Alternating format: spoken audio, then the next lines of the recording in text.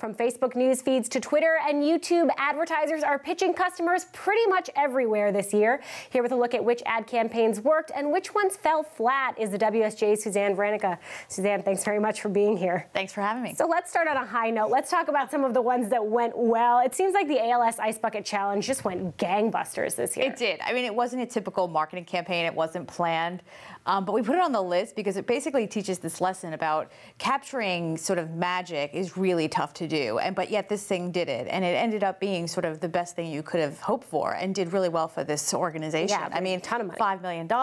It went gangbusters. And in the end, they did so much better. Now, one of the ad campaigns that definitely was planned was this Newcastle ad with Anna Kendrick, which we can't actually play for you because it's pretty much all bleeped out profanity.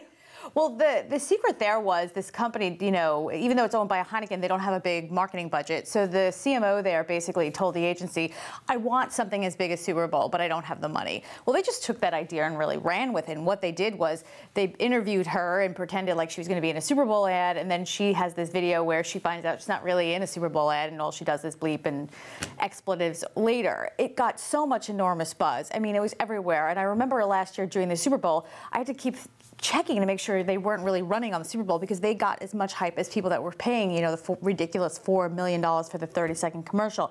The only sad part is, you know, when I checked the sales didn't really go in the right direction. Yes, they got the buzz. I kept it on the list because it basically, the company didn't do the follow through. They didn't match it to what they should have done at sale, you know, point of sales, meaning in the stores, like making sure that the end caps had something that promoted the ad. In some markets, the company said they did well, but overall, it didn't really move the needle. Yeah, that's a good point. All right, let's go to some advertising campaigns that definitely did not work out. I think this DiGiorno Pizza Why I Stayed tweet is on every list of what not to do this year. Yes. Well, this is the problem. I mean, brands decided that they were going to own Twitter and they were going to just insert themselves in conversation. The problem is when you do something in real time, there is a reason that advertising doesn't like to be in real time because it often has to be lawyered. It also has to go through fact checking.